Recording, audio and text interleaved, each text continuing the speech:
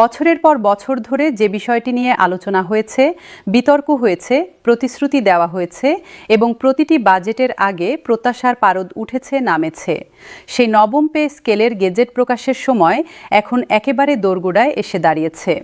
প্রধানমন্ত্রী তারেক রহমান আজ একটি অত্যন্ত গুরুত্বপূর্ণ জরুরি বৈঠকে সভাপতিত্ব করেন এবং সেই বৈঠক শেষে তিনি আনুষ্ঠানিকভাবে ঘোষণা করেন যে আগামীকাল বৃহস্পতিবার বিকেল ৫টায় বাংলাদেশ সরকারের নবম পে স্কেলের গেজেট আনুষ্ঠানিকভাবে প্রকাশিত হবে। এই একটি ঘোষণাই এই মুহূর্তে সারা দেশে একটি ঐতিহাসিক তাৎপর্য বহন করছে, কারণ এটি শুধু একটি তারিখের ঘোষণা নয়, এটি লক্ষাধিক পরিবারের স্বপ্ন ও প্রত্যাশার একটি সুনির্দিষ্ট পরিণতির দিকে যাত্রার ঘোষণা। তবে এই ঘোষণার সাথে সাথে একটি অত্যন্ত গুরুত্বপূর্ণ এবং বাস্তবমুখী তথ্য সামনে এসেছে। প্রধানমন্ত্রী তার বক্তব্যে অত্যন্ত স্পষ্টভাবে এবং সরাসরিভাবে জানিয়েছেন যে বাংলাদেশের বর্তমান অর্থনৈতিক পরিস্থিতি খুব একটা স্বস্তিদায়ক অবস্থানে নেই। বিশ্বজুড়ে যে অর্থনৈতিক অস্থিরতা চলছে তার প্রভাব বাংলাদেশেও পড়েছে। আন্তর্জাতিক বাজারে পণ্যমূল্যের ঊর্ধ্বগতি, জ্বালানি তেলের মূল্যবৃদ্ধি, বৈদেশিক মুদ্রার বিনিময় হারের অস্থিরতা এবং দেশের অভ্যন্তরীণ রাজস্ব আহরণের চাপ, এই সব কিছু মিলিয়ে সরকারের সামনে একটি বড় চ্যালেঞ্জ তৈরি হয়েছে। এই বাস্তবতার আলোকে সরকার সিদ্ধান্ত নিয়েছে যে নবম পে স্কেল একটি ধাপে সম্পূর্ণরূপে কার্যকর করা সম্ভব হবে না। পরিবর্তে এটি বাস্তবায়িত হবে দুটি পৃথক ধাপে। এই সিদ্ধান্তটি এই মুহূর্তে সারা দেশে সবচেয়ে বেশি আলোচনার জন্ম দিয়েছে এবং সরকারি চাকরিজীবীদের মধ্যে নানা প্রতিক্রিয়া সৃষ্টি করেছে। দুই ধাপে বাস্তবায়নের বিষয়টি ঠিক কী এবং এটি কিভাবে কাজ করবে সেটি বোঝার জন্য আমাদের একটু বিশদভাবে আলোচনা করতে হবে, কারণ অনেকেই এই বিষয়টি সম্পর্কে পরিষ্কার ধারণা রাখেন না এবং শুধুমাত্র দুই ধাপ শুনেই উদ্বিগ্ন হয়ে পড়ছেন। সহজভাবে বুঝতে হলে একটি বাস্তব উদাহরণ ধরা যাক। বাংলাদেশের একজন মধ্যম সারির সরকারি কর্মচারী যার বর্তমান মূল বেতন ২২,০০০ টাকা। নবম পে স্কেল অনুযায়ী তার নতুন মূল বেতন নির্ধারণ করা হয়েছে ৩২,০০০ টাকা। এই দুটি সংখ্যার মধ্যে পার্থক্য হল ১০,০০০ টাকা। যদি এই ১০,০০০ টাকা বৃদ্ধি একটি ধাপে কার্যকর হতো তাহলে তিনি এখনই সরাসরি প্রতি মাসে ১০,০০০ টাকা বেশি পেতেন এবং তার মূল বেতন ২২,০০০ থেকে ১,৩২,০০০ টাকায় উঠে যেত। কিন্তু দুই ধাপে বাস্তবায়নের কারণে প্রথম ধাপে ৫,০০০ টাকা বৃদ্ধি পাবে, ফলে তার মূল বেতন হবে ২৭,০০০ টাকা। এরপর দ্বিতীয় ধাপে বাকি ৫,০০০ টাকা যুক্ত হলে তার বেতন পূর্ণ ৩২,০০০ টাকায় পৌঁছাবে। অর্থাৎ চূড়ান্ত লক্ষ্যমাত্রা পরিবর্তন হয়নি, শুধু সেই লক্ষ্যে পৌঁছানোর পথটি দুটি ভাগে বিভক্ত হয়েছে। এই পরিকল্পনার পেছনে সরকারের অর্থনৈতিক যুক্তিটি অত্যন্ত গুরুত্বপূর্ণ এবং সেটি বোঝা দরকার। বাংলাদেশে সরকারি চাকরিজীবীর সংখ্যা কয়েক লাখ ছাড়িয়ে গেছে। এই বিশাল সংখ্যক মানুষের বেতন যদি একসঙ্গে উল্লেখযোগ্য পরিমাণে বাড়ানো হয় তাহলে সরকারের বার্ষিক বাজেটের উপর অতিরিক্ত হাজার হাজার কোটি টাকার আর্থিক চাপ পড়বে।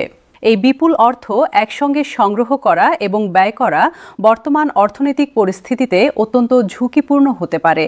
এই একসঙ্গে বিশাল পরিমাণ অর্থ বাজারে ছেড়ে দিলে মূল্যস্ফীতির উপরেও নেতিবাচক প্রভাব পড়তে পারে, কারণ চাহিদা হঠাৎ বেড়ে গেলে পণ্য ও সেবার দাম বাড়ে এবং যে বেতন বৃদ্ধি পেল সে বৃদ্ধির একটি বড় অংশ মূল্যস্ফীতিতে হারিয়ে যায়।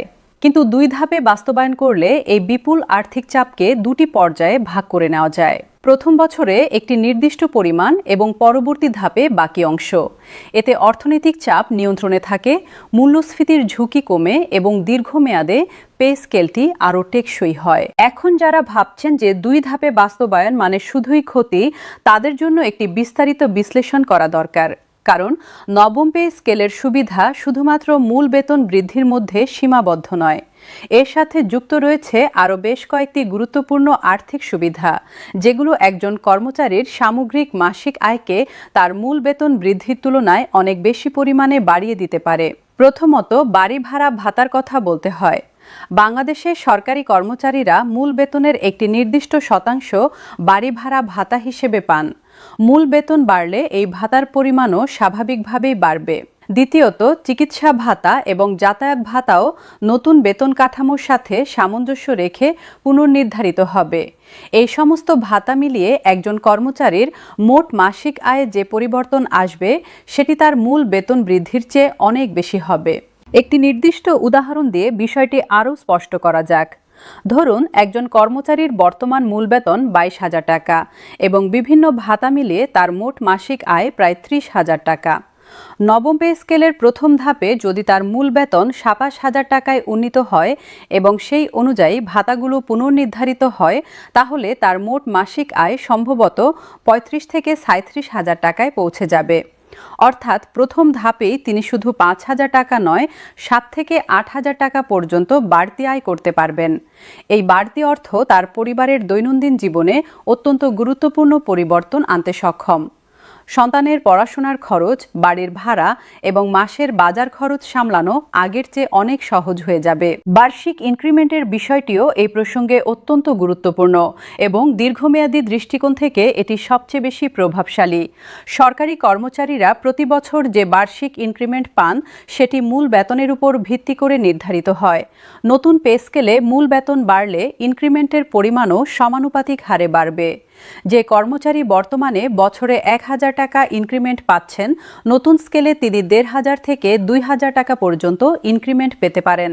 এই পার্থক্যটি বছর বছর যোগ হতে থাকলে 5 বছরে 10,000 টাকা এবং 10 বছরে 20,000 টাকা পর্যন্ত পার্থক্য তৈরি হতে পারে। একজন কর্মচারী যিনি আরও 10 থেকে 15 বছর চাকরি করবেন, তার জন্য এই বর্ধিত ইনক্রিমেন্টের প্রভাব অত্যন্ত সুদূরপ্রসারী। অনেকে শুধু তাৎক্ষণিক বেতন বৃদ্ধির দিকে মনোযোগ দেন, কিন্তু দীর্ঘমেয়াদী হিসাবে বার্ষিক ইনক্রিমেন্ট বৃদ্ধি অনেক বেশি গুরুত্বপূর্ণ। পেনশন ব্যবস্থার উপর নবম পে স্কেলের প্রভাব বিশ্লেষণ করলে দেখা যায় যে এটি অবসরপ্রাপ্ত কর্মচারীদের জন্য একটি অত্যন্ত তাৎপর্যপূর্ণ পরিবর্তন আনবে।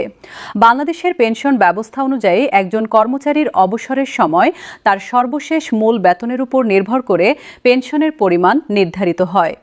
নতুন পে স্কেলে মূল বেতন বাড়লে যারা আগামীতে অবসর নেবেন তাদের পেনশনও উল্লেখযোগ্যভাবে বাড়বে। এমনকি যারা ইতিমধ্যে অবসর নিয়েছেন তাদের পেনশনও পুনর্নির্ধারণের সুযোগ তৈরি হতে পারে। একজন কর্মকর্তা যিনি এখন মাসে 15,000 টাকা পেনশন পাচ্ছেন, নবম পে স্কেলের প্রভাবে তার পেনশন 20 থেকে 22,000 টাকায় উন্নীত হতে পারে। বাংলাদেশে বর্তমানে যেভাবে জীবনযাত্রার ব্যয় বাড়ছে এবং চিকিৎসা খরচ বৃদ্ধি পাচ্ছে, সেই পরিপ্রেক্ষিতে পেনশনের এই বৃদ্ধি অবসরপ্রাপ্তদের জন্য একটি বিশাল স্বস্তির বিষয়। পদোন্নতির কাঠামোতেও নবম পে স্কেলের প্রভাব পড়বে এবং এটি অনেক সরকারি কর্মচারীর জন্য একটি নতুন সম্ভাবনার দ্বার উন্মোচন করতে পারে।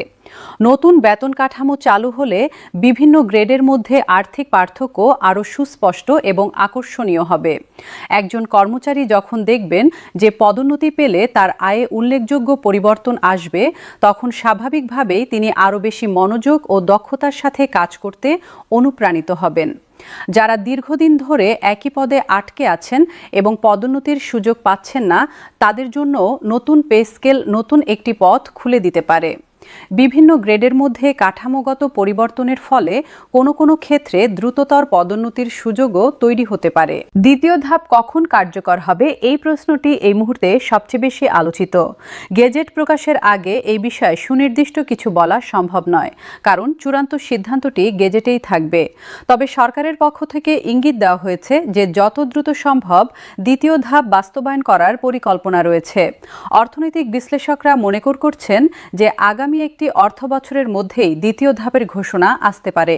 তবে এটি নির্ভর করবে দেশের রাজস্ব আদায়ের পরিস্থিতি, আন্তর্জাতিক অর্থনৈতিক পরিবেশের পরিবর্তন এবং সরকারের সামগ্রিক আর্থিক সামর্থ্যের উপর। সরকারি কর্মচারীরা আশা করছেন যে দ্বিতীয় ধাপ যত দ্রুত সম্ভব কার্যকর হোক এবং তারা পূর্ণ বেতন সুবিধা ভোগ করতে পারুন। নবম পে স্কেলের দীর্ঘমেয়াদী প্রভাব নিয়ে বিশেষজ্ঞরা অত্যন্ত ইতিবাচক মনোভাব পোষণ করছেন। তারা বলছেন এই পে স্কেল শুধু আজকের জন্য নয়, এটি আগামী 5 থেকে 10 বছরের জন্য বাংলাদেশের সরকারি বেতন কাঠামোর একটি মজবুত ভিত্তি তৈরি করবে। ভবিষ্যতের সমস্ত ইনক্রিমেন্ট, পদোন্নতি, বিভিন্ন ভাতা এবং পেনশন এই নতুন কাঠামোর উপর নির্ভর করে নির্ধারিত হবে। যারা আজ চাকরিতে আছেন তারা যেমন এর সুফল পাবেন, তেমনি ভবিষ্যতে যারা সরকারি চাকরিতে যোগ দেবেন তারাও এই কাঠামোর সুবিধা পাবেন। এই বিবেচনায় নবম পে স্কেল একটি প্রজন্মকে ছাড়িয়ে আরও দীর্ঘমেয়াদী প্রভাব বিস্তার করবে। সামষ্টিক অর্থনীতির দৃষ্টিকোণ থেকে নবম পে স্কেলের প্রভাব আরও ব্যাপক। দেশে লক্ষাধিক সরকারি কর্মচারীর আয় বাড়লে তাদের ক্রয় ক্ষমতা বাড়বে, বাজারে পণ্য ও সেবার চাহিদা বৃদ্ধি পাবে। ক্ষুদ্র ও মাঝারি ব্যবসায়ীরা এই বাড়তি চাহিদার সুফল পাবেন। গ্রামীণ অর্থনীতিতেও এর প্রভাব পড়বে, কারণ অনেক সরকারি কর্মচারী গ্রাম থেকে শহরে চাকরি করেন এবং তাদের বাড়তি আয়ের একটি অংশ গ্রামে পরিবারের কাছে পাঠান। এই অর্থ গ্রামের স্থানীয় অর্থনীতিকেও সচল রাখতে সহায়তা করে।